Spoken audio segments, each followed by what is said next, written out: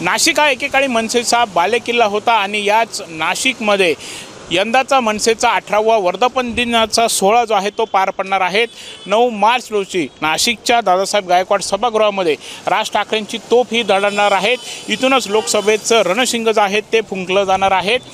राज ठाकरे हे कार्यकर्त्यांना मार्गदर्शन करणार आहेत आणि राज ठाकरे खरं तर काय बोलतात याकडे सगळ्यांचं लक्ष लागलेलं आहे। आपण बघत आहोत वर्धापन दिन नाशिकमध्ये होणार आहे, त्या निमित्ताने नाशिक मनसेच्या वतीने जोरदार अशी तयारी जी आहे ती केली जाते। आपण समोर बघत आहोत नाशिकमधील मनसेचं हे राजगड कार्यालय आहे, ते संपूर्ण कार्यालयाच्या बाहेर भला मोठा मंडप असा टाकण्यात आलेला आहे। शहरभर होर्डिंग हे लावण्यात आलेले आहेत, ठिकठिकाणी मनसेचे झेंडे हे नजरेस पडत आहेत।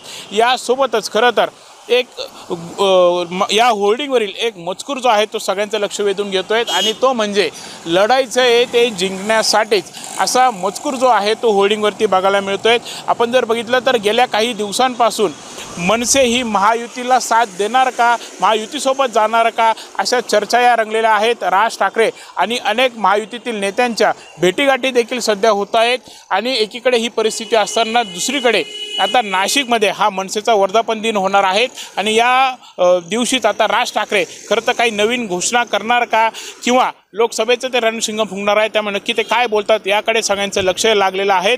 तसं बघितलं तर मनसेला गेल्या काही वर्षांपासून निवडणुकीमध्ये पाहिजे ते यश येत नाही आहेत। नाशिकचाच विचार केला तर नाशिकमधील अनेक जुने जाणते कार्यकर्ते जे आहेत, पदाधिकारी जे आहेत, त्यांनी मनसेला रामराम ठोकलेला आहे। त्यामुळे एकंदरीतच पक्ष संघटना मजबूत करण्याचं मोठं आव्हान देखील आता मनसेसमोर असणार आहे। कॅमेरामन मयूर बारगजेसह प्रांजल कुलकर्णी, एबीपी माझा, नाशिक। एबीपी माझा, उघडा डोळे बघा नीट।